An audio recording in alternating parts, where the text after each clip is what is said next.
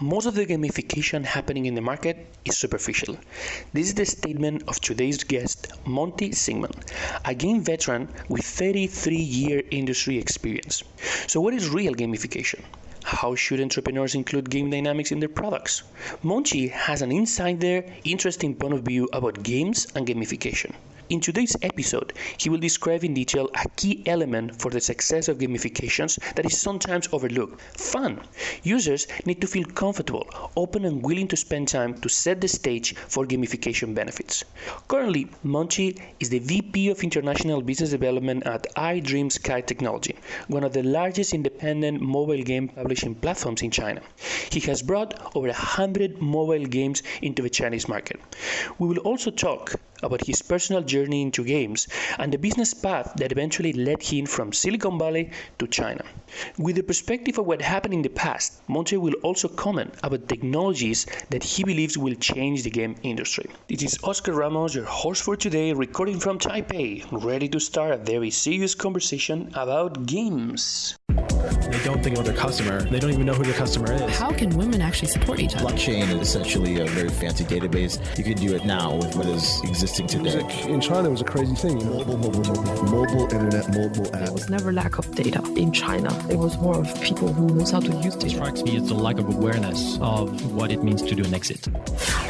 You're listening to the China Startup Pulse, your looking glass into the Chinese investment and startup ecosystem from the movers and makers themselves. Please don't forget to share and comment on whatever platform you use to listen to this podcast.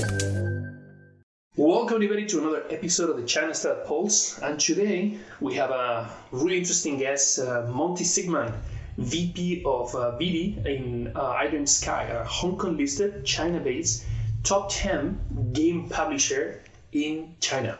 Monty, welcome to the podcast. Thank you for having me here. Great. So, Monty, you have a quite long and interesting career in the gaming industry. But how did you get into gaming? I remember ever since I was a kid, I loved to take apart toys and try to put them back together. Initially, I just couldn't do that. And then when I was starting to get into 6th grade, 7th grade, I was able to put them back together, and I started enhancing them so they would last longer or louder or so on. And so when I was 13, we started seeing arcade games on the streets of Taipei. And I didn't know it back then, but I knew it later after I started working for Japanese companies that they actually OEM to Taiwan. So Taiwan was making most of the arcade game motherboards. And I think the games that we saw in the streets, they were great market motherboards without paying the license fees. So in short, I was able to gain access to all the latest arcade games in the world in Taipei, like firsthand. And I spent all my pocket change on the arcade. So naturally, I view video games as toys. And I want to take it apart. I want to make it my own. I want to create my version of the toys. So you're spending more time building and rebuilding than actually playing?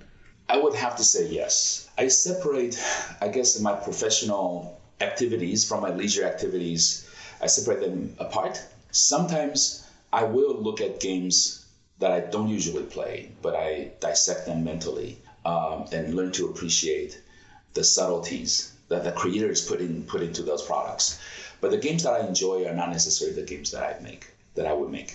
So there was a moment when you turned that passion from a more leisure into something that actually could have some type of use. But when did you turn that into a business, and how was that transition? I could tell you sort of my intellectual process, but I think in reality, in life, a lot of things it comes down to options. So I was an athlete when I was in high school, and that was my passion. I trained 4 hours a day. I tried to break the record of 100 meters. And then I pulled my hamstring.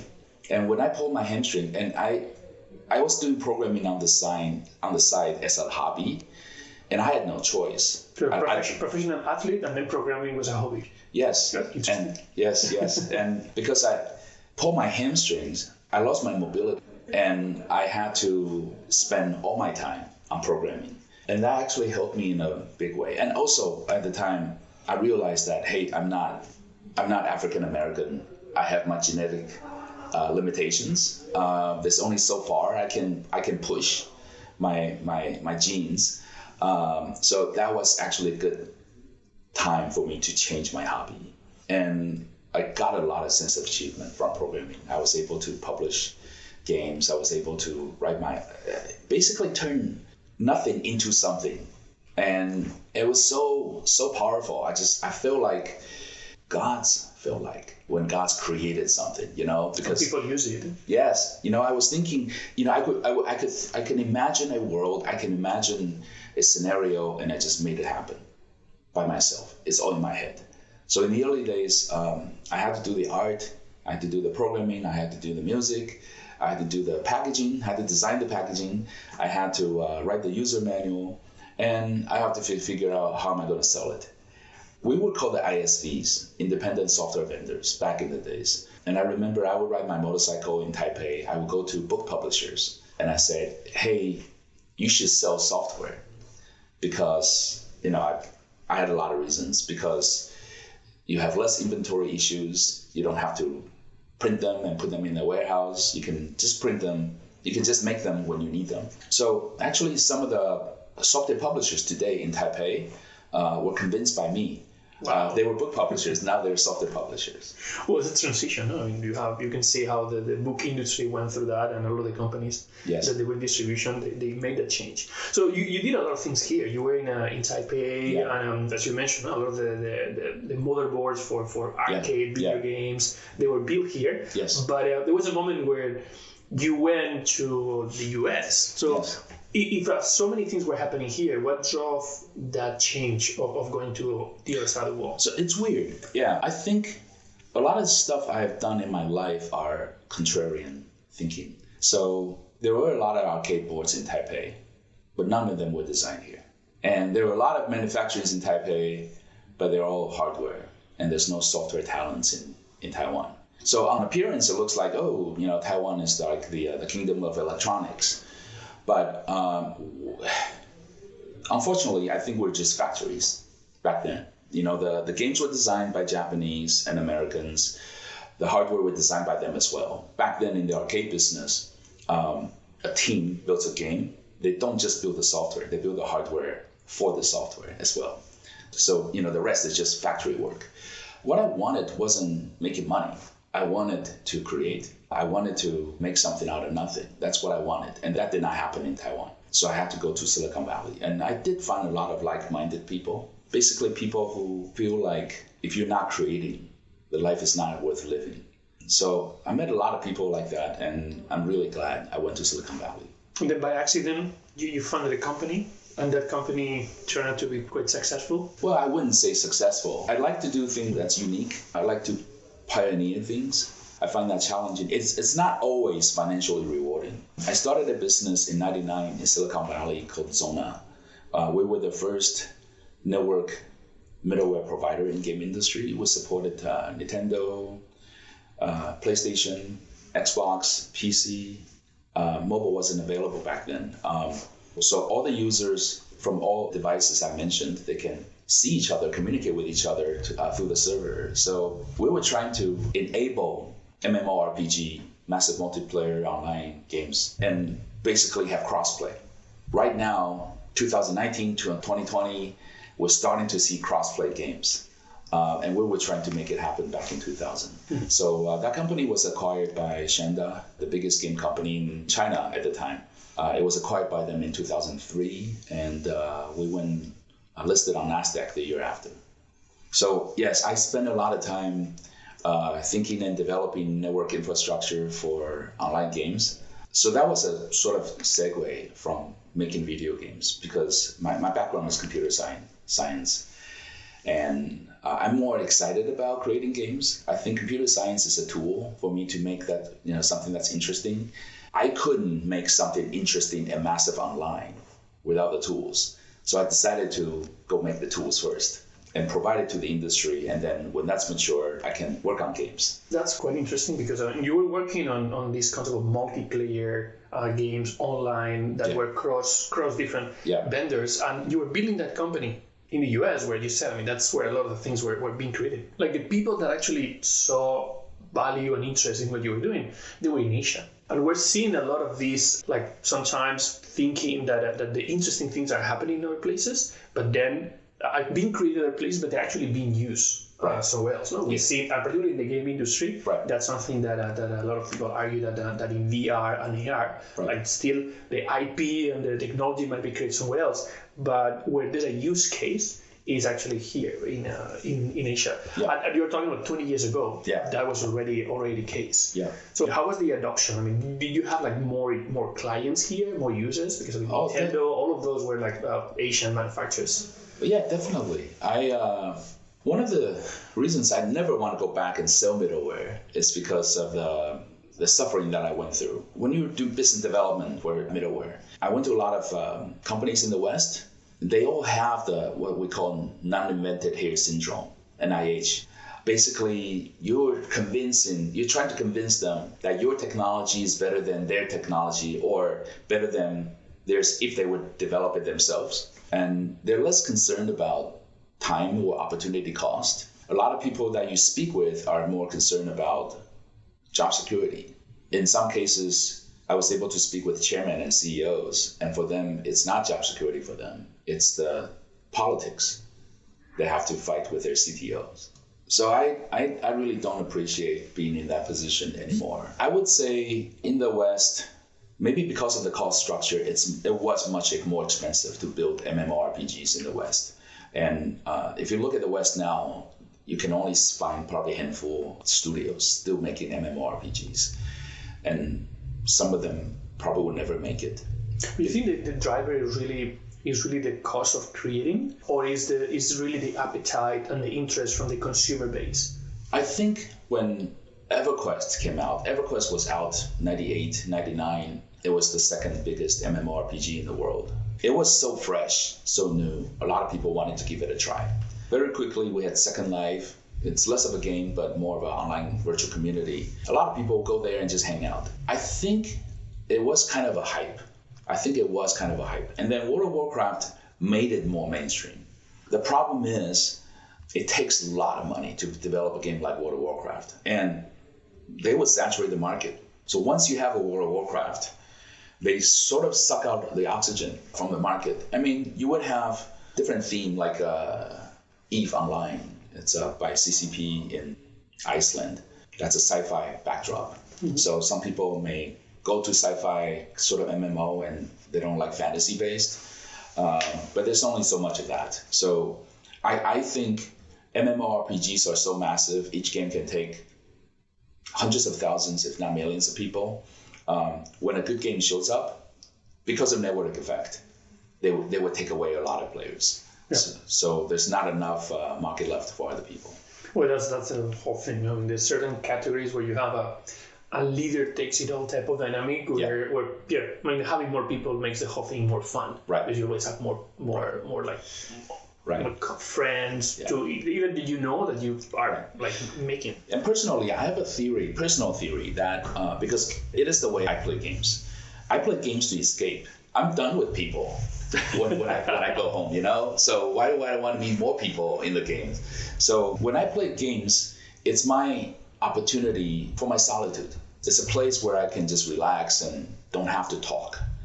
I don't have to behave myself. So I play solo games. I play single player games. Or if I play with other people, they are called multiplayer games where you don't talk, you just play. So I don't think I represent majority of the players. I think a lot of players, they are lonely. They want to meet friends. But I don't think that's the entire market. I think we have a lot of segments in the game industry. So I just want to emphasize, I used to think all games should be online. I used to think this way 20 years ago. And now I don't think that's true. I think the games should have a lot of segments because people have different needs. And the massive multiplayer online games, I don't believe it's mainstream anymore. I think it is one of the genres, but I don't think it is mainstream. Well, you want to go back to the genres in terms of games and how things are different and adoption. But I want to first talk about something that you said. I think it's quite interesting, which is about segments. Yeah. So one of the things that when I talk about with entrepreneurs about business models and identifying the different type of customer personas that they have. I always use the example of games. Yeah. And I always ask them, okay, what's the most interesting gamer for gaming companies? Everybody thinks about a teenager. They spend a lot of time, they like games. And it's like, well, as an entrepreneur, okay, what is the most interesting gamer for you? Right. And in that case, this whole transition from licensing-based revenue models to like virtual goods and in-game purchases changed radically. Sure. Where you have, teenagers, they have time, but they don't have a lot of money. Yeah. So they play a long time, and that they can upgrade their skills or they can perform better. Yeah. And if, as you said, you're just using it as a way to relax or escape, and you want to have like a pleasant 1 hour, you can buy a better shield or a better sword, and it's the price of a beer. If you grab a beer every day, that puts in 1 week is the same revenue that you have for a whole lifetime value of a game. Right. And that's also an interesting concept that even if it was not invented in Asia, it was actually very, very, very popularized here. That's where that became really big. That's true. I think, they focus on functions more. So when online games came to Asia, they very quickly, they started from Koreans. They wanted to make their own online games with their own methodology. Initially, they were all monthly subscription initially. And then they started to innovate and came out with weekly and then daily and then hourly cards. And people were going to PC internet cafes. That's how it was started. And around 2005, in China, one company decided to go free to play, and they end up making more money. So that was a head turner for everybody. A lot of companies were afraid because their revenue were very steady. They could forecast. Very good to forecast. Yeah, it's very good for forecast. Here's my MAU, here's my subscription, fee. But when it comes to virtual items, it actually created a lot of headaches for the accounting firms, because once the players put in the money, like a virtual money in their account, but they haven't acquired the virtual goods. So is that recognized revenue or not? What happened in the end was this. People who spend a little money, or they don't spend money at all, if they stay in the game, that means they're spending more time in the game. With the whales, who spend a lot of money in the game, they're like target practice. So people who don't play, they are being pushed around by the people who do pay. And you do need both. If you have a game server and it's filled with whales, that would not be fun. They need to bully the poor players. So whales is an interesting term that I think comes from the casino industry. But in the gaming industry, these are gamers that they spend a lot of money. Yeah. They might be spending like few $100 to $1,000 a month. Yes. Like making sure that artificially their playing experience is always very good. Yeah. And for sales team, that's great. Yeah. Spend 1 hour, and the only thing I did is win, and it's cheaper than a shrink or medicine, and sometimes it doesn't have the side effects. Right. Sometimes. Yeah. So who are these whales? Wow. Okay. And are there more whales in Asia than you have in other parts of the world? Are they different? I think so. And when people talk about whales in Asia, I think the order of magnitude is quite different from the West. People from the West have a hard time imagining how much money Chinese players would pay in a game. $100,000, well, not dollars, 100,000 renminbi for a virtual item is not. I mean, that's expensive, but it's not out of control. That's like $15K US. Yeah, I remember I spent $1,000 to $2,000 in a game once after playing it for 6 months. So over time, I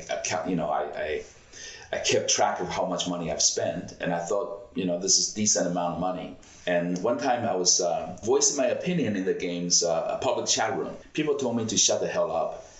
If I spend less than $20,000 US in the game, I have no rights to speak up. Wow. This was in China, and it was just a simple browser-based MMO game. So yeah, there's whales. There's super big whales. I think a lot of them are wealthy business people. They're wealthy second generation in China, business owners, and I think video games now in Asia is a cool, hip ways to avoid boredom. Yep. You know, yeah. I mean, in the West, you know, if you tell people that you play video games a lot, they kind of see you as a nerd. That you don't get that in China. Well, right now, with the whole like lockdown that a lot of people is going through, due to the coronavirus situation, games are actually playing a very important role socially in terms of mental health. Because I mean, a lot of like, especially young professionals, they're trapped at home, where for safety they cannot leave anywhere, and they spend a lot of time. So you can watch TV, you can watch movies. That's kind of like very passive, and at least that gives you another type of interaction and connection with the outside world. University of Virginia in the U.S., they conducted this experiment. They have people go into a room. The room is painted entirely white. The floor is white, and there's a table with a buzzer on the table. The buzzer is made of metal, and they pass through about 36 volts of electricity in the buzzer. So if you press it, you're going to get zapped. So it's uncomfortable. And they made sure every test subject would try it to know that they don't like it, right? So they put every person in the room for 30 minutes, 15 to 30 minutes. 45% of male went and pressed that button just to avoid boredom because there's nothing in the room. But press the button more than once. The crazy part is this guy who spent 80% of the time in the room with a buzzer pressed. And for some reason, women have lower percentage. So this is our ability to tolerate boredom. And the professors, they were really surprised. It was like, hey, we really need to learn how to live with ourselves, how to be at ease, how to be peaceful. So this experiment actually is a reminder to me that people really can't do nothing. Doing nothing for people is painful for most people. So they need to do something. So they have to have their fingers on something. They have to have their hands on something. They have to have their attention on something. So video game is an easy way to fulfill that. You know, with services like TikTok, it's interesting, but it's not interactive, right? It's not really interactive. For the most time, you're receiving information. But with video games, you get to use your mind a little bit. You can interact with the software. Yeah, I can see that. You checking some of these apps and you realize I've been like 20 minutes just watching like 15-second videos. Yeah. But for games, like I've been an hour and a half. Playing these, and time flies so fast. Right. I don't think it's a surprise if we think about it. People are willing to harm themselves in order to avoid boredom. You know, it's just like that experiment with a buzzer. They would get electrocuted, but they would rather do that than living with their own thoughts. And most people are terrified of their own thoughts. We were talking earlier about different games, genres, and you were talking about, not all the games need to be online. And the category of casual games has actually grown a lot. And there's a group of games and companies that did really good in that category. But right now, one of the things that is happening a lot is society is realizing that games are very powerful. And they're very powerful, and game dynamics are also very powerful to be something. Something that you can use in other areas. Right. So this gamification concept that we've talked a lot, but as a game person, I know you have an opinion about the industries that can benefit from that, and also most importantly, what are the mistakes? Because I think the benefits, a lot of people talks about them, but what are the challenges when people are trying to implement gamification, and what is your experience in that space? Okay. We all have a lot of respect for medical doctors and lawyers. And I don't know, for some reason, when people think about video games or making video games, they just think they can do it themselves. You know, it's just like fixing an appliance or something. But I've been in game industry for 34 years, and I still have so much to learn. My long and short of it is, a lot of people, when they approach the subject of gamification, they go online, they go Google it, and then they think they can read up Wikipedia. Then now they know gamification. They can go and give public presentations about gamifications. It's actually quite a deep subject. I don't believe anyone can probably design gamification if he has never shipped a video game before, because the core essence of gamification is fun. Why do we avoid boredom? Why do we get attracted by pleasurable activities? It's because pleasurable activities are fun, they're pleasurable. Sitting in a classroom, listen to monotonous voices of the teachers, that's boring. On boring subjects, that's boring. So how do we turn boring activities into fun, pleasurable activities? I believe that's what gamification potentially can do. I think gamification would have its limitations, but I think it can cover a lot of activities. Try to make things more fun. If you're ever a teacher or lecturer, if you just, tell a few jokes or have more interaction with your students, then you'll get a lot more attention from your students. We have all been students. We understand some teachers are more entertaining than other teachers. So I think gamification, there are actually a lot of sides to it. If you go online, you're going to see, why do people play blah, blah, blah. I don't think those are why. I think people are gravitating towards pleasurable activities. So I think we can gamify an activity for, let's just say, business aspect of games. So business aspect, like free to play, we can design a business so it's free for you to try my business out. And as you get addicted to my business practice, then I would charge you, services based on usage. I think that's a form of gamification. You're basically taking ideas from successful game industry practices. Some games, when you go in, you can collect an item, and if you do that every day, on the 7th day you get something big. That's from video games. We call it punch card system. So every day you go in, and people have implemented that with membership loyalty system.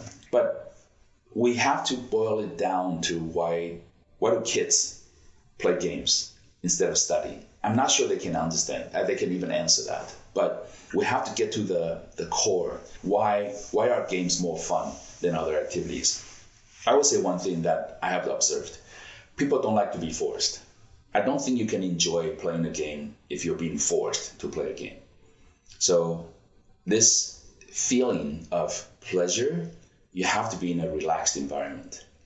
So if you're in a classroom, you're being pressured, you have to pay attention, don't look around, don't talk amongst yourself. I think it's quite impossible for that to be pleasurable. So students escape from that environment. They're left on their own. They're engaging in something that they choose, right? So this perception of freedom, they choose the games they want to play. They interact with the game the way they want to do. So this freedom is important. I think this is the backstage of gamification. Are you seeing a lot of, the companies that are trying to implement gamification, are you seeing them really looking for professionals that have been in the gaming industry to try to help them? Do you see a shift of people from the gaming industry actively going to those industries and trying to seek the professionals? I think some are. Some of my industry friends are in the gamification field. But the subject that we're discussing right now, so I have to confess, I'm not a psychology major.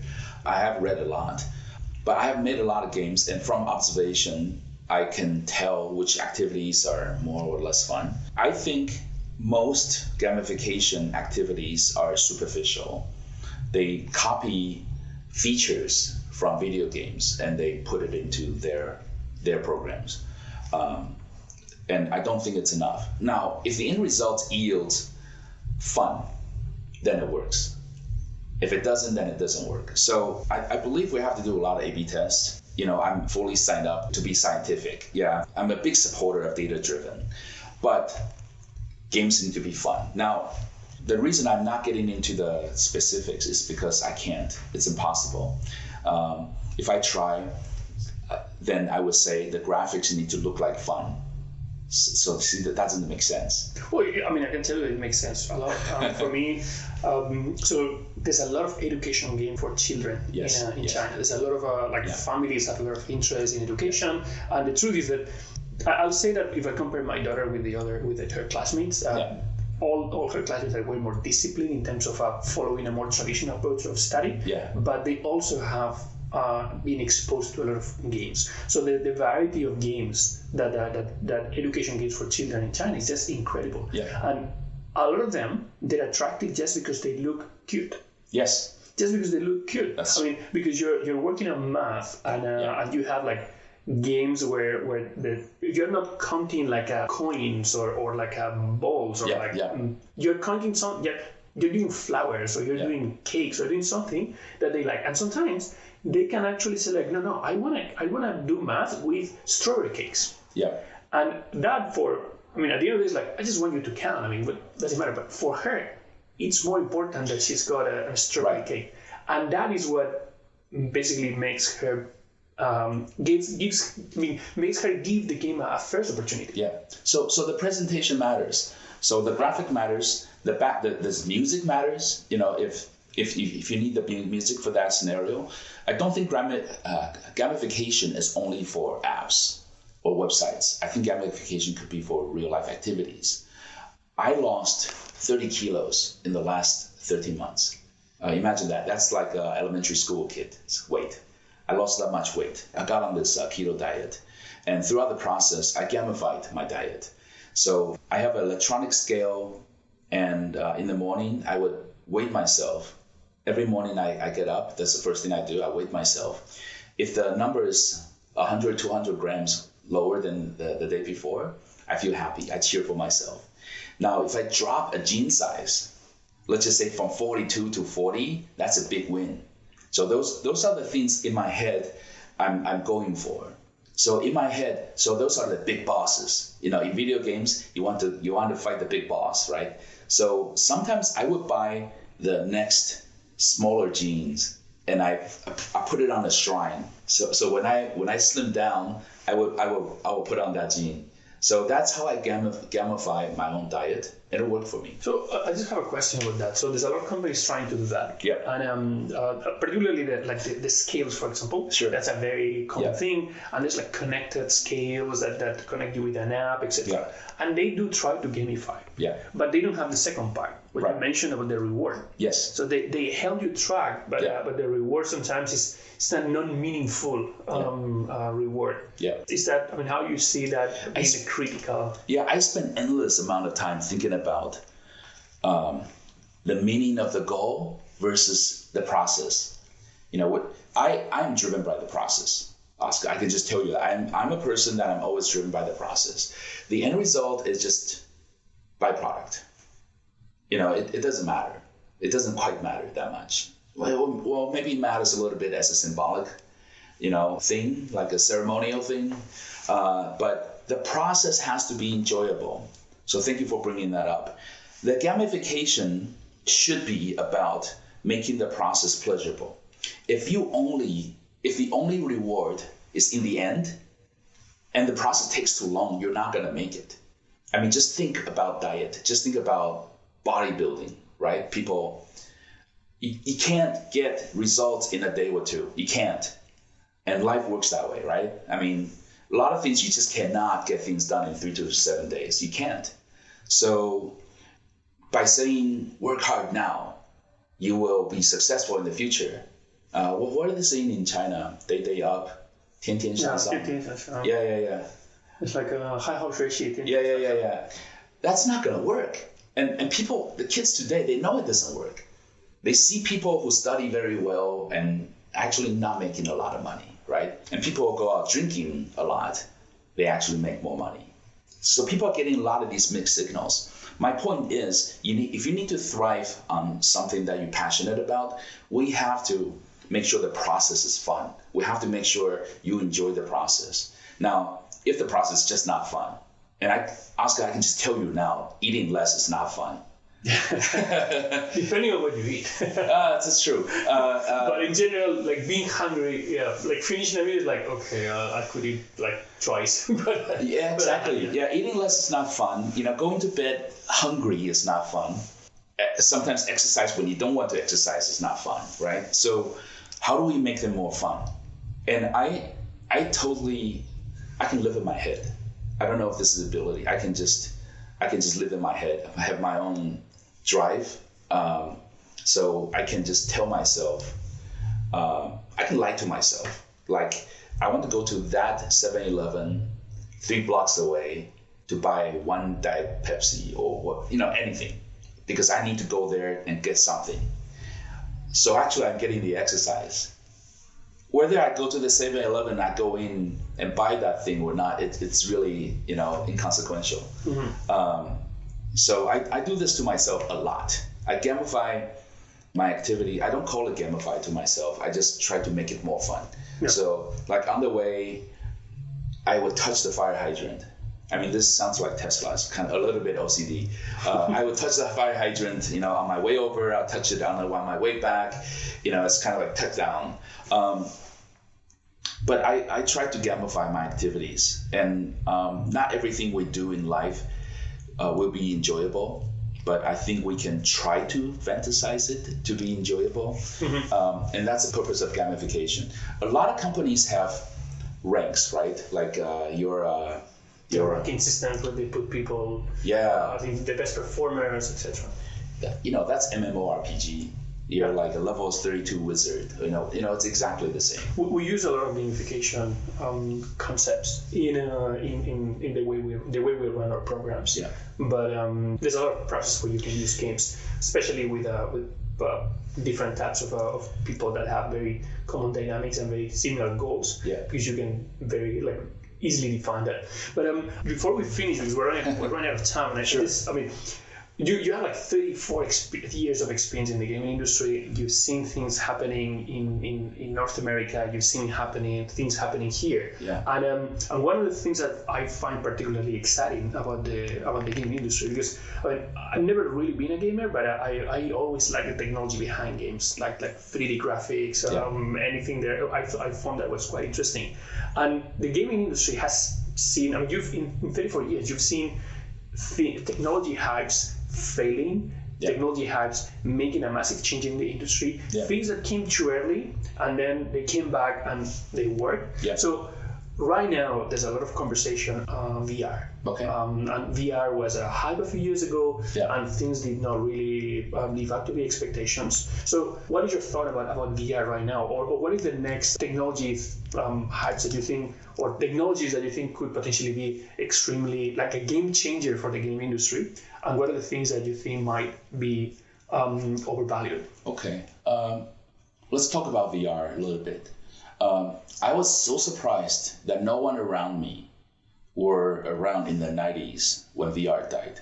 Most people don't even remember this. People have such amnesia. I'm just really surprised, because to me that was just the day before yesterday. I was in Las Vegas, Comdex show, VR goggles everywhere. And they were better designed VR goggles than now.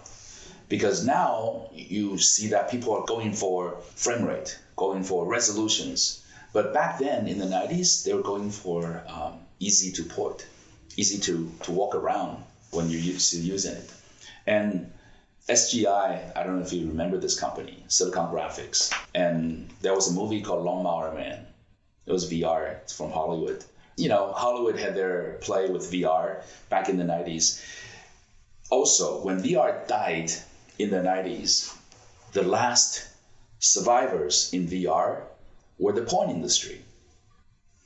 And that's kind of what we're seeing now. When players don't really need VR to play video games, a lot of companies started to turn to porn content because they think maybe there's more market needs for it. So I always come back to the question, is it a must-have or is it a nice-to-have? I can't quite convince myself that VR is a must-have. Remember Nintendo Wii? Yeah, right motion. Yeah, it sounds so cool, right? It's such a cool concept. For a while, everybody had to have one. Playing tennis, playing ping pong, all that. Where are they now? That was just a novelty. I don't think it's a bad idea, but people who want to exercise, they will go exercise. People don't necessarily want to exercise while playing games. It was a good idea, but it didn't work out. Maybe it will come back and work out in other forms, but it didn't quite work out. That's why the next generation of Nintendo hardware didn't have the motion. Switch doesn't do that. So I like VR as a concept, but I have a theory. I think any device that makes you look like a geek to women would not work.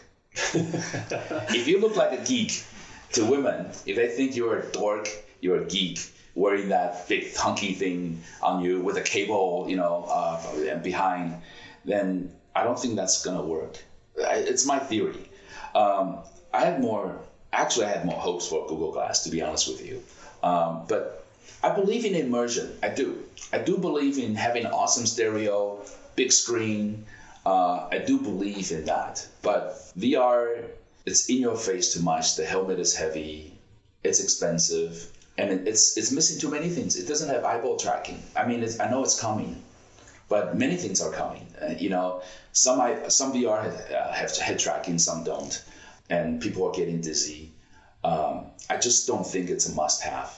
What is the thing that you believe it's, everybody's talking, something that is common talk right now, and it's actually going to be a game changer? It's going to really create an impact. I think AR will give me less headache.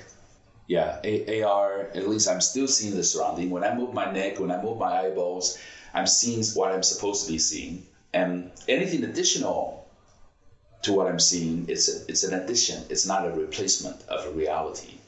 So I think that would take away a lot of the discomfort. Again, I still think we're avoiding a lot of technical details. Without that eyeball tracking, and sometimes I even feel like we need to track where we're focusing, what depth are our eyes focusing on, and because that matters too. I don't know if you noticed, after you look at your phone for extended period of time, you lift up and you look at the surrounding, it's all blurred. Yeah. I think focusing on the short distance, prolonged period of time, actually it's hurting your eyesight, and I could tell by my change of prescription in my glasses.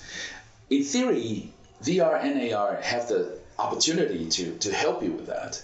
They could create content to help you focus on far distance. I don't think anyone is doing that. I mean, this is not going to be easy. We're just barely doing eyeball tracking. I don't know if anyone is doing focal tracking. But this can potentially help us. So imagine this, Oscar. If we're selling a technology that's helping people with their eyesights, imagine that. Like, I'm playing a game. The game requires me to look far away. It knows my eyesight, and it's training me to use the muscles behind my eyeballs.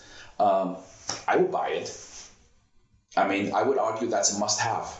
Monty, thank you very much for sharing your experience, your predictions about the future, your vision about the whole industry. And if anybody wants to learn more about gamification, we don't talk too much about market entry, gaming market into China. We save that for a future podcast that we'll hopefully do. But how can people contact you if they want to reach out? I can be reached at Monte, M-O-N-T-E, at iDreamSky, that's iDreamSky.com, or msingman@gmail.com. Perfect. Thank you, Monty. Thank you. Are you listening to this episode on Himalaya? Whether you are a podcaster or a fan, Himalaya is designed with you in mind and has a ton of cool features like curated, shareable playlists and collections made just for you, along with personalized recommendations to help with content discovery. It's definitely my favorite listening app, and I'm sure it'd be yours too. Download Himalaya app right now and be sure to follow my show once you're there. I just want to take a minute to thank our sponsors. China Accelerator is the #1 accelerator in Asia. Not only were they the first accelerator in China, but they were the first accelerator in all of Asia. They help companies expand and grow into the China market, and Chinese companies grow into the global market. They're also the only accelerator in Asia to have a unicorn come out of it. To find out more, go to www.chinaaccelerator.com. And thank you to People's Squared, the original and first co-working space in China. Based here in Shanghai, it is the ideal place for movers and shakers, teams big and small, to find a place where the entrepreneurial spirit and culture lives to call home. You can find out more by going to people-squared.com.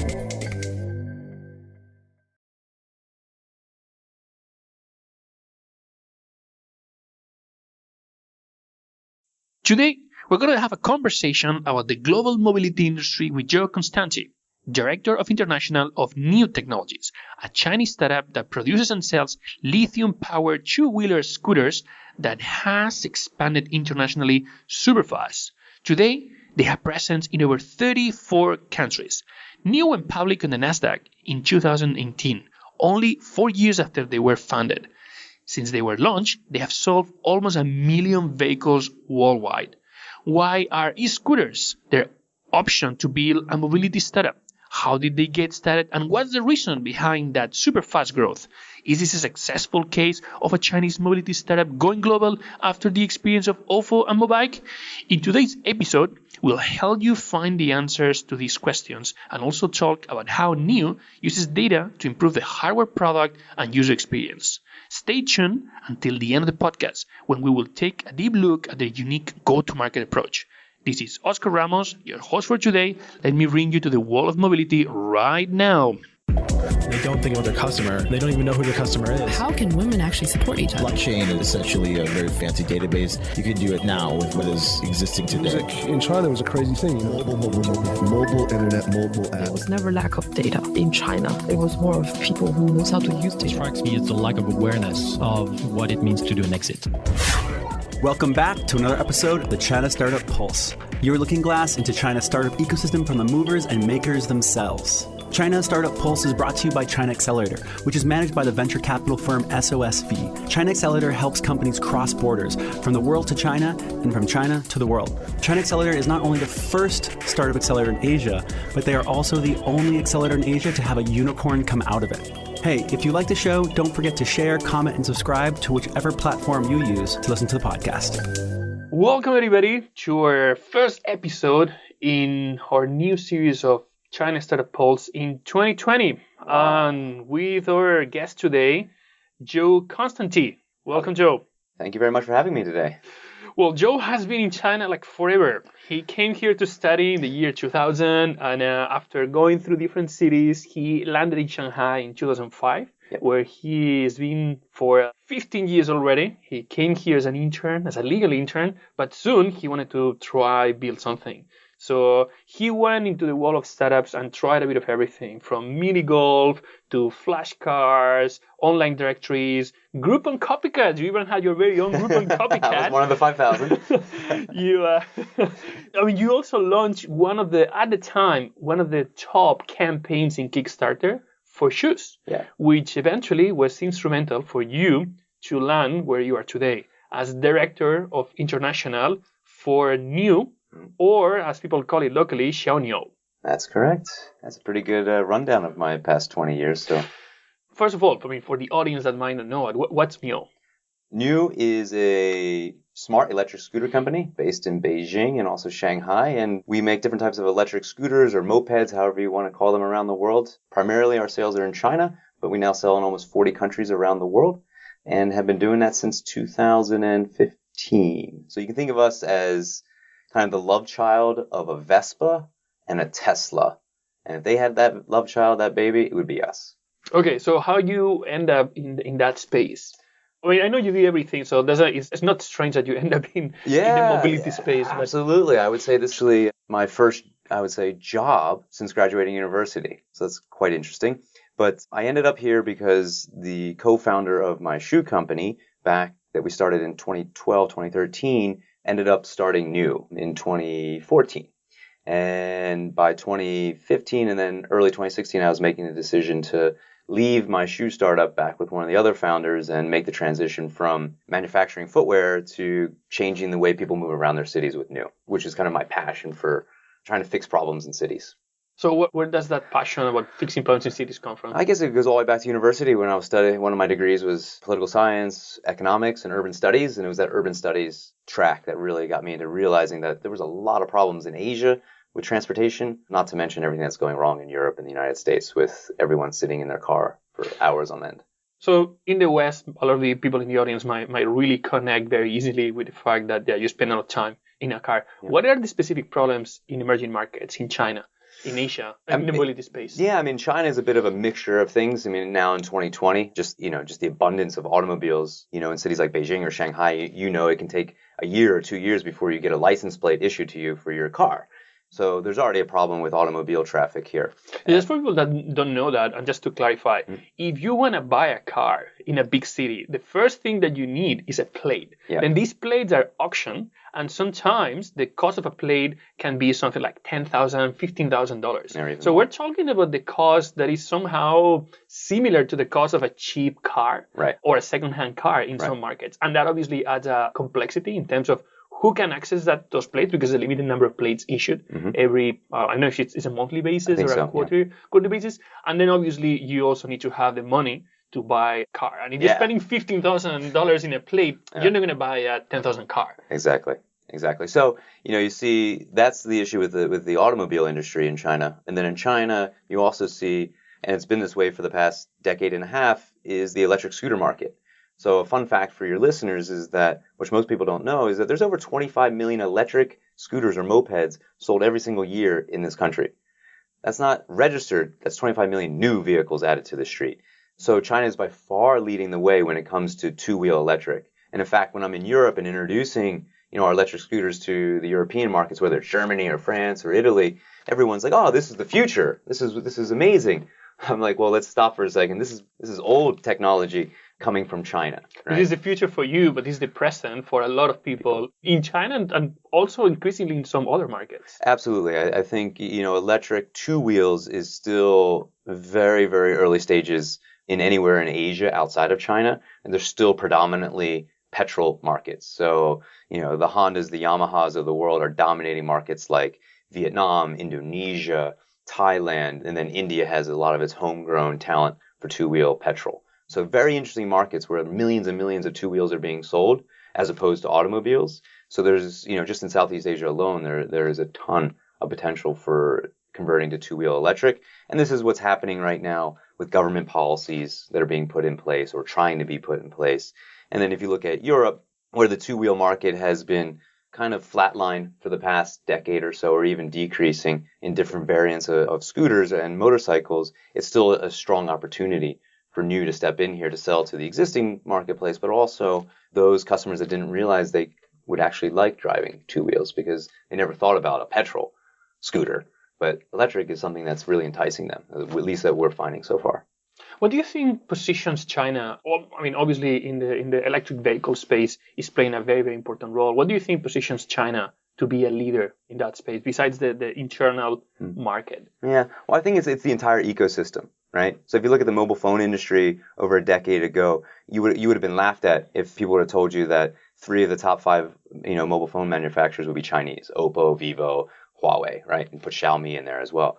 But over 10 years ago, I sat in California at a conference with Chinese software CEO sitting on stage saying, "This is what's going to happen." And he said, "This is why. We have the largest market in the world. We have the entire manufacturing ecosystem, and our customer base is kind of the most adaptive of any in the world." Fast forward to 2014, 2015, when new takes off. And again, you have the same thing happening. You have the largest market for two-wheel electric in the world. You have the most adaptive market still in the world. And you have the entire manufacturing ecosystem, whether it's, the physical chassis and vehicle itself, everything, or to the IoT box or the batteries or the controllers or the motors that go into the vehicles. The whole ecosystem is here for two-wheel electric and for the most part for four wheels electric as well. But commenting specifically to two wheels, this positions China to really be the foundation for jumping off into the rest of the world as to what direction two-wheel electric should take and will take in, Southeast Asia, India, Europe, the Americas.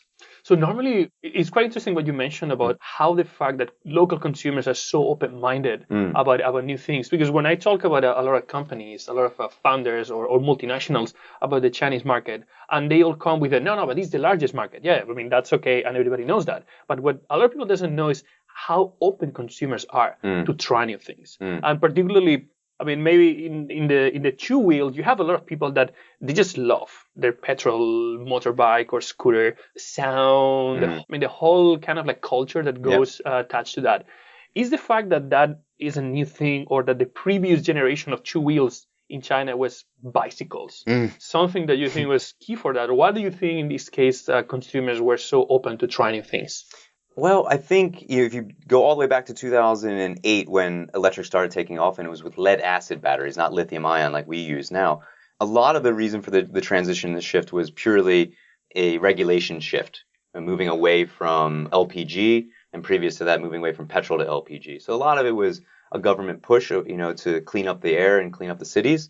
So there was that, that push. And then also, naturally speaking, is that automobiles were just too expensive for a lot of people over a decade ago. So they still had to move around the city. Public transportation wasn't that robust. So it was only natural for them to move to a two-wheeler, and something that was getting them to their place, their destination, whether it was work or home, without breaking a sweat. So they wanted to move away from the bike, move on to a scooter. And naturally, the industry, without saying it, blew up, right? 25 million units a year is a pretty big market.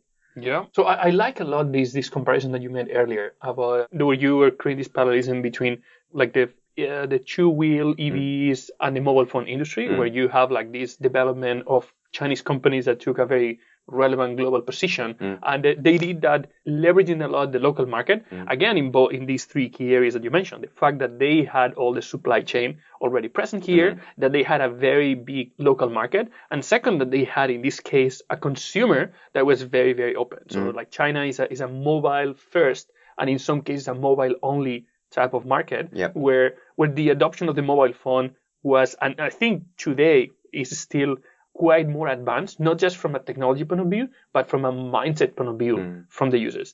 And that was key from that point of view, but that also changed quite a bit the business model of a lot of those companies. So a lot of these mobile phone companies that play a very important role, particularly, I mean, maybe Huawei is an exception because Huawei is obviously a very large company that have a massive power, but companies like Oppo or Xiaomi, they were born out of nothing somehow, and they became very relevant brands, like using very different strategies in the go-to market. So what was new? I'm trying to get used to the international. The what was new?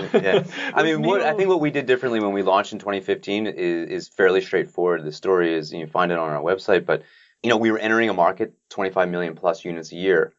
And so how do you get into that when you haven't sold a vehicle? Because you're definitely not going to use the traditional distribution networks that are widely available around China. So what the founders decided to do was say, hey, let's use, the powerful thing called e-commerce in China. And they jumped on the back of JD, and JD had its crowdfunding platform available and still available. And when they launched on JD, everything was sold online. And within the first 2 weeks, it was in summer of 2015, in the first 2 weeks, they sold about $11 million worth of scooters. In 2 weeks? In 2 weeks. Yeah, it's pretty impressive. And then not even a year later, we introduced the second vehicle, also online. I mean, we did about $13 or $14 million worth of sales, and again, in 2 weeks. So the key thing to understand there was that at that time, very few distributors willing to take us on as a partner because we were just too small in volume and no one knew the brand. No brand recognition. Yeah. So we just resorted to using online. Again, goes back to the adaptive customer here in China, which you don't see as strong or as abundant in the West. And most importantly, the reason we were able to attack that market and win in that space was simply because those users, those customers that were buying our first vehicles, would never have bought another electric scooter. In fact, very early on, over half of our customers had never owned an electric scooter, despite the fact that 25 million units are sold every year here. And the reason is because they were looking for like the iPhone equivalent of a electric scooter. And the existing market just didn't give it to them. And we came in there, we gave them a removable lithium-ion battery. The scooter was connected to an app, so they could see where their scooter was if it was being stolen. So we had these like neat little features that really played into that, well, I guess millennial market. Yeah. One of the things that sometimes really surprises me a lot about the Chinese consumer in terms of how eager they are to try new things and how open is that sometimes they actually jump a generation. So you mentioned that a lot of your clients, they never own an electric scooter before, but did they own a scooter before, or did they jump directly from a bicycle or no own like two-wheel vehicle, any vehicle directly to an electric vehicle without experimenting anything intermediate? Great question, and I don't have all the data on it, but the data that I do have speaks to half the customers are buying a scooter for the very first time. And another interesting fact was a third of our customers actually owned a car. So this was their vehicle to either kind of chill out on the weekend and go do cool things, or to bypass traffic Monday to Friday, right? And so I think there was a mixture of everything that was happening inside there, but definitely the people that were buying our scooters early on in China were getting themselves off of public transportation, like buses and metros, which are packed in some of the big cities, and getting themselves on two-wheel electric for the first time. So just to clarify something, the go-to-market was through a crowdfunding where in 2 weeks you saw like $11 million worth of scooters of your first product.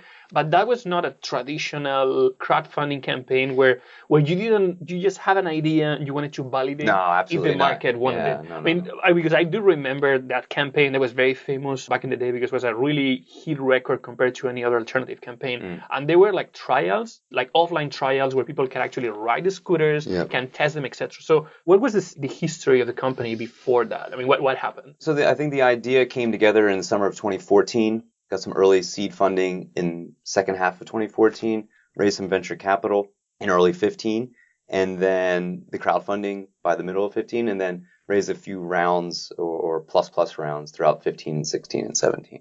Mm-hmm. So the company was already quite well funded. You have infrastructure. You have a product basically ready for the market. Yep. And it's just that, okay, how did you break into a busy market with some brand names where... Absolutely. The challenge was that there were so many brands in the marketplace, no distribution available to us. So we said, hey, let's look at the online opportunity. And it worked. It worked great. So obviously, I'm pretty sure that the whole strategy and the market and the positioning changed radically in 5 years because the whole market is different. Definitely. And since then, so after going online, by 2016, we started opening up our own retail throughout China with our partners around the country. And as of right now, give or take, we have more than 1,000 flagship stores. These are mono-branded stores. They're just our brand. Think of like a Tesla store or small Apple store. With scooters sitting inside of it. That's what we have around China. And in fact, we have dozens around the world as well. So you change also the business model in terms of how to Absolutely. scale. So you change the go-to-market, but you then went to, okay, now that we have a brand that has some recognition, let's go to multi-brand stores and try to get our scooters there. You went directly to running your own stores. Yes. Do you actually run your own stores? Or you had like 1,000 stores that you own, that you control? No. So those stores you think of them like 7-Elevens, if anyone, the mini mart. And so we have distributor and dealer partners around China that run and operate these stores. So they buy the scooters from us. They set up the store, a mono-branded store just for us. And that's how they work as a partner.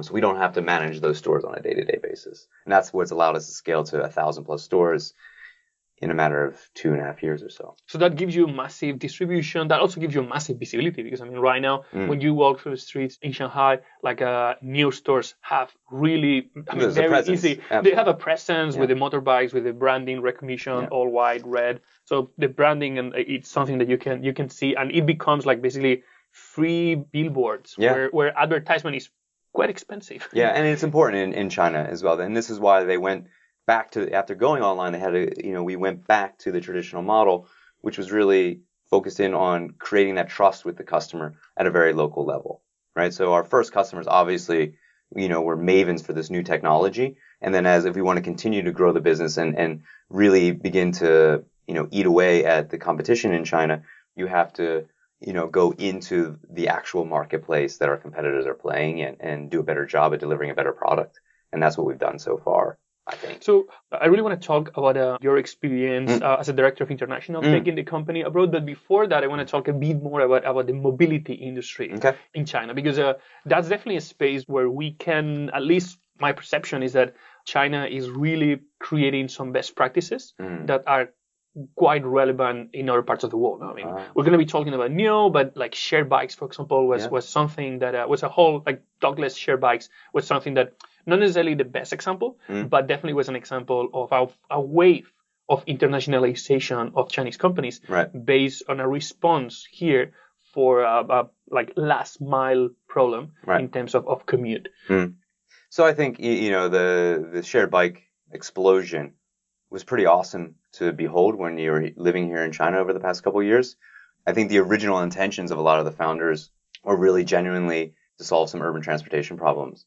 But as investors began to get their hands involved into these projects, the direction or the purpose of the companies evolved very quickly. And, if anyone just looks at who got behind a lot of these companies, whether it was Tencent or Alipay, the list goes on. What most people don't know is that the real reason for the explosive growth of these companies was because a bike was the cheapest acquisition for a new mobile payment user in China. So they threw as many bikes as possible onto the streets because it was cheaper to acquire a new user that way than any other by doing an online ad. So when you try to replicate that same growth model overseas and you don't have WeChat or Alipay to supplement the whole thing, then that's why it kind of falls flat on its face at rapid growth speeds. But is there a huge need for bike share and the way, dockless bike share? Absolutely. But in the accelerated method that they use, no. But what also is happening here in China, whether it's, the rail systems, the metro systems, the light bus systems as well, these are all fantastic and are really great examples of what the future of urban mobility should be. And I'm especially interested, outside of, wearing my new hat, what the bus industry is doing. Companies like BYD kind of reached their peak in China. They can't really sell too many more vehicles here right now. They've sold to every city possible.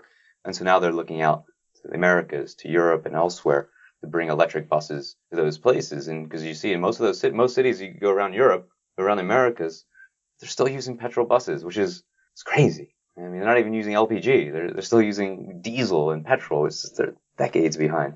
So there's a lot of opportunity for great learnings from China to extrapolate from what are the best practices and bring them outwards. Absolutely. Okay. So in terms of how you change the business model for the company, in China you innovate a lot in the go-to-market, you innovate a lot in the marketing, but in terms of the core business model of the company is a very traditional product company where you sell motorbikes, you might have some after-sale services, but that's a very traditional business model. I think we're stacked a little bit, and a lot of people misunderstand us. And we are first a technology company. So we started up in the cloud. We built all the technology that measures and monitors these vehicles up there. So think of us like Tesla. And it just so happens that the first vehicle that the first 8 vehicles that we designed and put into market happen to be electric scooters, mopeds. But we're not a scooter company first. We're not a motorcycle company first. We are a mobility company that builds these solutions. I mean, this sounds very corporate, but it really is who we are. That sounds very corporate. You need to sell it there. I'm sorry.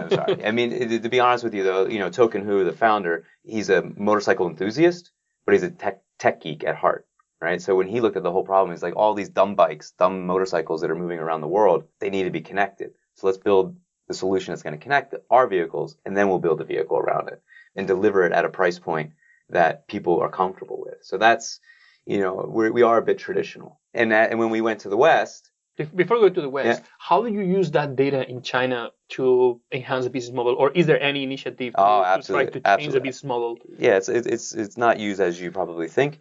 So first of all, for your listeners, our data is separated between China and the rest of the world.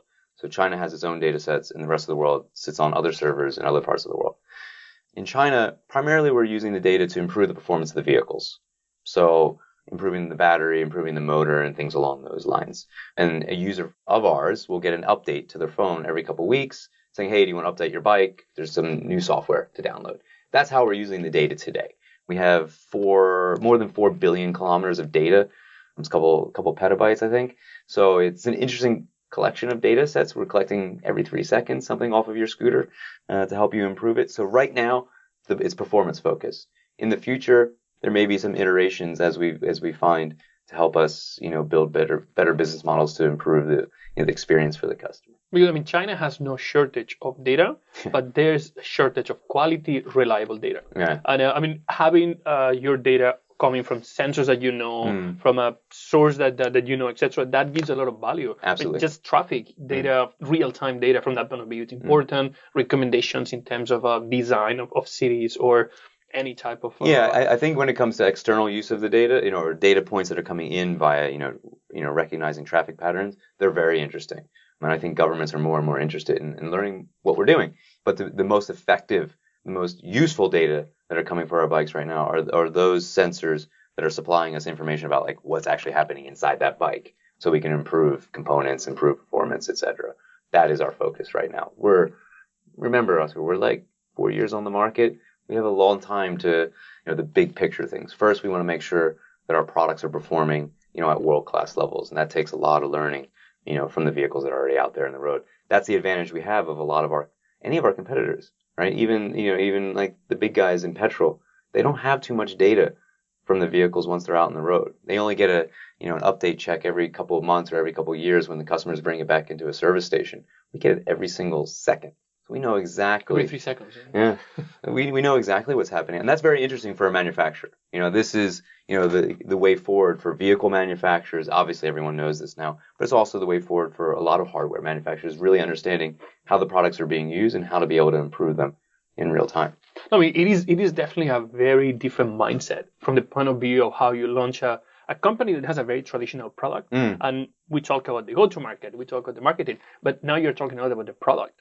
So the product is not something that you launch and then you let it go. You know that the product needs to be constantly updated, and there's opportunities there for constant improvement. So it's a very software-oriented mentality with this agile product development approach to launch something that is good enough, you put all the effort in whatever cannot fail, and then you have everything else for optimization constantly happening. Yeah. Well, now we can talk about our international finally. Yeah, finally we got here. So you had a really cool and interesting playbook that obviously worked out very good here, because in 4 years you went from like nothing to basically hundreds of thousands. It's difficult, at least in a city like Shanghai, it's difficult to walk through a street and not have one of your motorbikes there. It's absolutely. Very difficult to find, to do that. Yeah. So you're very, very present everywhere. So that playbook that you designed here successfully, in your internationalization, how was that something that you could use to your advantage? Well, I think there was a lot of learnings that we knew that using things like crowdfunding would eventually allow us to be able to decipher what product may work better in certain markets than others. But we also decided very early on, when we start looking overseas, that using crowdfunding as the entry method was not going to work very well, because the ecosystem that existed in China that could actually support an online sale was the entire after sales and warranty network. So they didn't even need to be our partners in China to do the after sales and warranty, because it's 10 years of fixing electric scooters.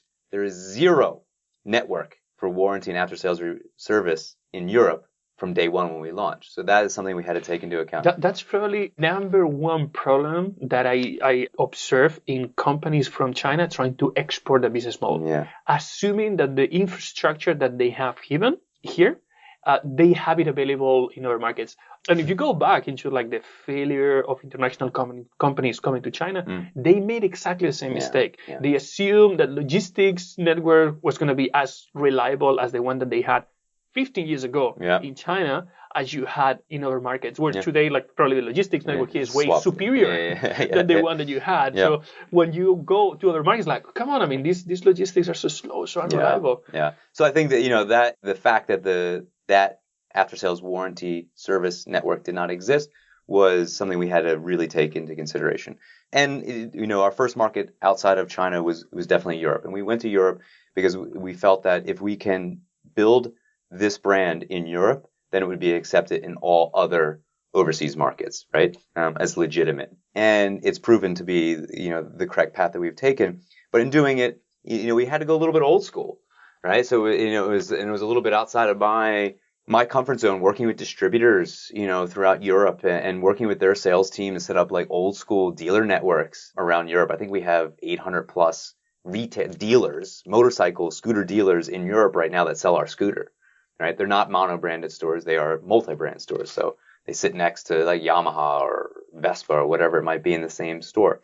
We've only recently, in 2019, began to open up with our partners flagship stores. So we have a couple in Paris, Amsterdam, in Milan and elsewhere, right? So, and the reason behind that strategy is to really own that relationship with our customers at the street level. And last year, or a year and a half ago in 2018, we did tap into crowdfunding.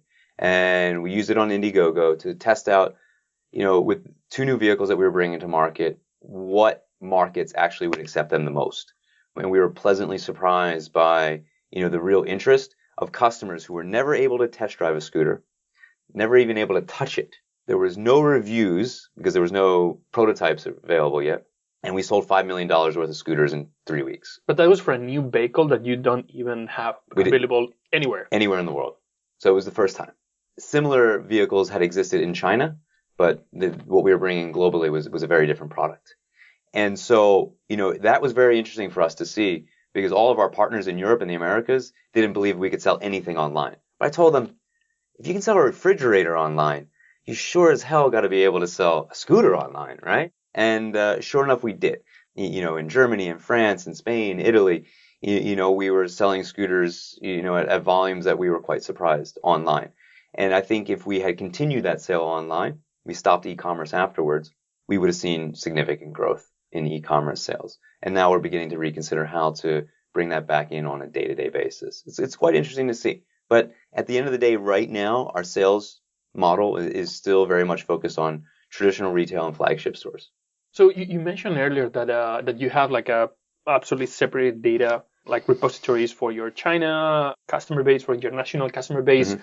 Has anybody raised any concerns? Because China in general, people is very open in terms of data access. Especially in Europe, there's a lot of concerns. Yeah, in Europe you have GDPR, right? So we spent the better part of almost 2 years before GDPR came into effect to make sure our technology, our systems, and our internal operating systems were in place to be compliant. So I absolutely respect the regulations in Europe. I think a lot of companies may complain about how rigid they are or how deep they go, but I think they provide the customer with what they need and what they're owed, which is their data, right, at the end of the day. And surprisingly enough, in China there are equally stringent data laws that are now in place. The United States is finally getting itself up to speed with the state of California coming online with similar data protection laws as GDPR. But at the end of the day, the data that we are taking into our system, we say it over and over again, is that we're using it purely for, improving the hardware and the software that are on the vehicle. And for that point, no other use whatsoever. So I also like to ask a question that it's something that somehow has been very common among a challenge that has been very common among all the founders that we work with. We've interviewed here that they're Chinese founders with a brand that can be easily identified as a Chinese brand. So there are some brands that they're Chinese companies, but you can find out. It's not that they hide that they're Chinese, but the brand doesn't sound Chinese. It doesn't. When you first read it, you might not connect it. But new. It's a very Chinese brand, or I'll say it's a very easy to identify. Do people identify it as a Chinese brand? And is that a challenge that people have, or is an advantage? Because I'm not sure how much recognition globally or how much awareness people has globally about the fact that China is a leading country in terms of electric vehicles adoption. Yeah, well, I think people do recognize us sometimes as a Chinese brand, for sure, when we show at exhibitions and things like that. And sometimes I can tell you very early on in Milan, the world's largest motorcycle show, when we first showed there, Italians were coming up to our booth and saying, "So who designed this?" It was an Italian guy, right? It's a beautiful bike. It's an Italian guy. I was like, well, no, actually our entire design team is Chinese and they're based back in Shanghai. They're like, no, but it's an Italian in Shanghai. And I said, no, there's 1 billion Chinese people. I'm pretty sure we can find a handful of good designers that can put together something beautiful. So all jokes aside, I think now the general public that is fairly educated to technology products is aware that China is producing, amazing hardware products, whether it's, phones or computers or whatever it might be. And mobility is kind of the next step into that. The challenge is that, let's look back a decade, is that there was a lot of opportunistic Chinese manufacturers, OEMs and ODMs, that were just shipping, what I would say, cheap Chinese stuff around the world, specifically electric scooters that were lead acid, and there was opportunistic importers in Europe and Americas and elsewhere, and so it polluted the marketplace. So when we entered in 2016 into Europe, late 2016, one of our main objectives was to battle that problem, which was there's a pollutant market. So what we set off in 2017 as a brand to do is, first things first, before I sell any vehicles, I first have to make sure that we can legitimize this brand and this product. So we spent the better part of a year, all of 2017, getting, different motorcycle journalists and unboxers and all these guys, put the product legitimately in their hands and get them to give their real opinion on the product.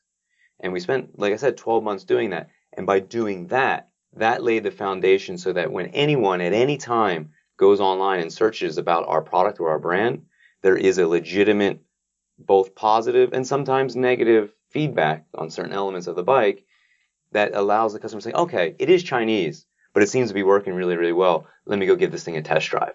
And so by taking that extra effort in 2017 and then into 18, we enabled ourselves in 18 and then into 19 to begin to grow. And I think in 2020 and beyond, that foundation of legitimizing the product is absolutely essential to a Chinese brand going overseas, especially a technology hardware brand. So from a consumer point of view, that's definitely something. It's a trend that is changing, and particularly I think you really nail it when you compare yourself with mobile phones, because I think there's certain mobile phone brands that are showing that they're beautiful products, they work well, they're very cost efficient. I mean, I'm not talking cheap. I mean, they are phones that are like few $100s already, but the perception is okay. I mean, there's nothing. I mean, these devices like half the price of another brand, and I don't see a big difference in terms of performance. Right. So consumers are going one direction. What about like industry leaders or people that is relevant in the industry? Is there a recognition about the role that China is playing in terms of best practices in the mobility space? Is it considered a benchmark, a place where you can learn best practices, where you can observe? Well, I think the industry leaders in two-wheel, so like Hondas, the Yamahas, the Suzukis of the world, you don't see their vehicles on the streets of China. So they have the challenge of not being able to compete in the largest market in the world just because they never got themselves here. And plus, they've always been using internal combustion engines to fuel their growth globally. So they never got into the electric play over here. So they were behind. They never got in. So the big industry leaders are now looking at us, so whether it's the Japanese, the Italians, the Americans, the Indians, looking at us and saying, hey, who is this new brand? Right? What are they doing? How have they been able to go from, in a very crowded market, from zero to hundreds of thousands of scooters being sold in a few years? Is it their technology? Is it their branding? Is it both? And so it leads to a lot of interesting conversations you can imagine. And I think the industry players, whether it's 2 or 4 wheels, whether it's European or Asian or American, are looking back at China and observing as to what actually is happening here in all of this space, because it is the biggest market. They see the opportunity that exists here, but they also see the challenges of getting themselves in here, right? Like what Tesla has done in the past year is nothing short of a miracle, right? It's also driven by one of the most, let's say, driven people on the planet to make it actually happen.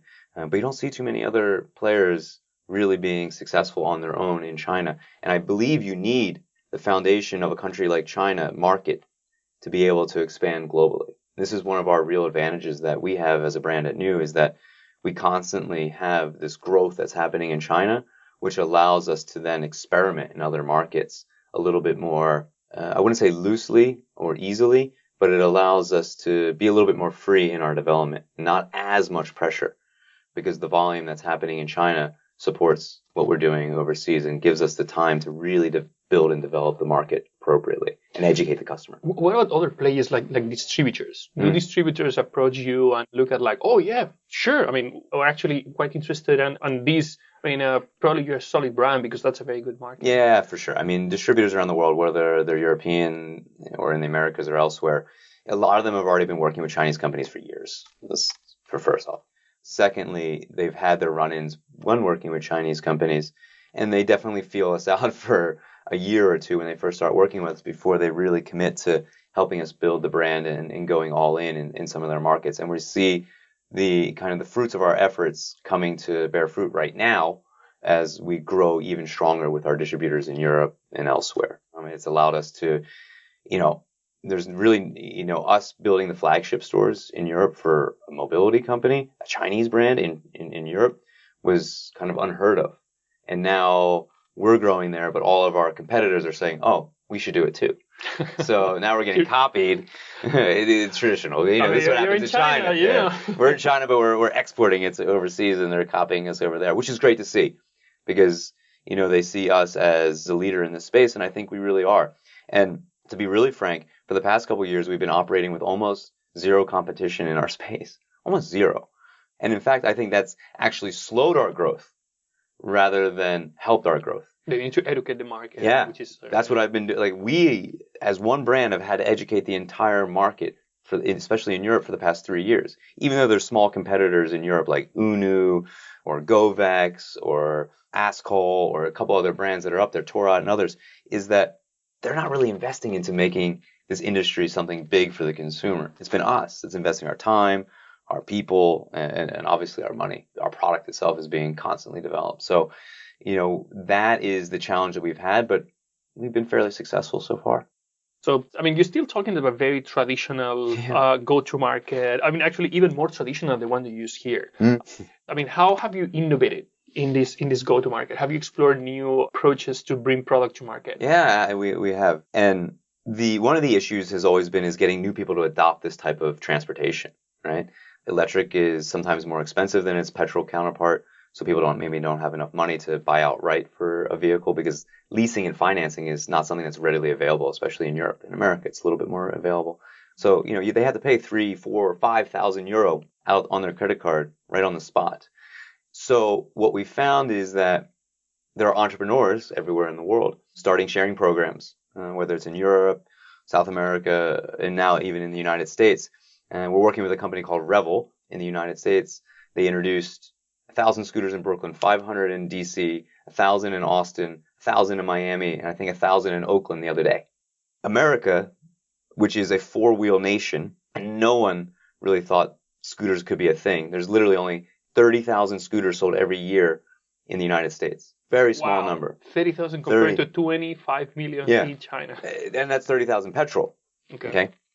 So in the first month of operations in Brooklyn, New York, Revel, the sharing company, brought on like something in excess of 70 or 80,000 users just in Brooklyn.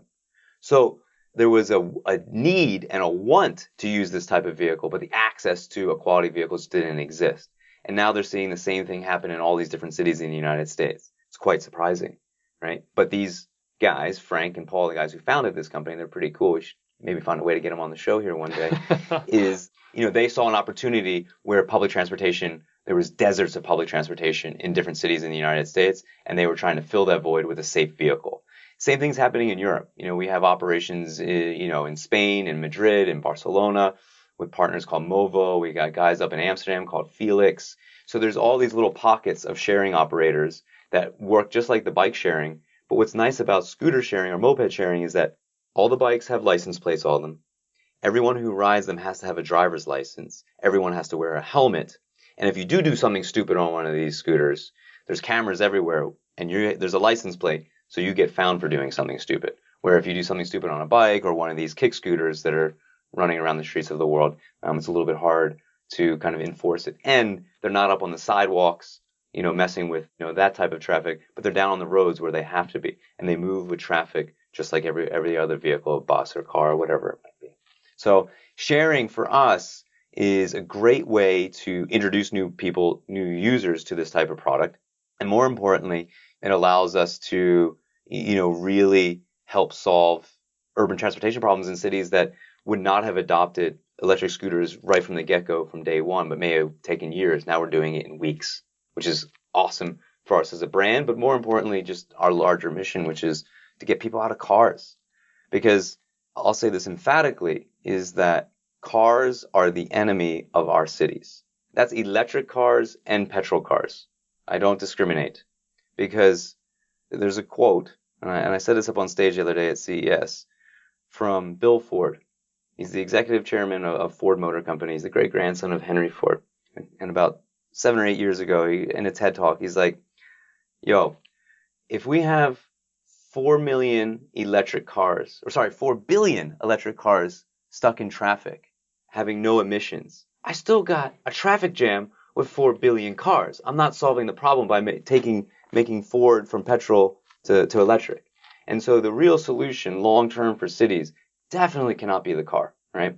And one of the pieces to the puzzle is an electric scooter, is an electric bicycle, is buses. But it definitely does not include a car. Maybe some forms of autonomous cars that are much smarter than they are today. But in the next 5 years, we are definitely looking at solutions that should not be electric cars or petrol cars in our city. It should be lightweight, two-wheel electric vehicles.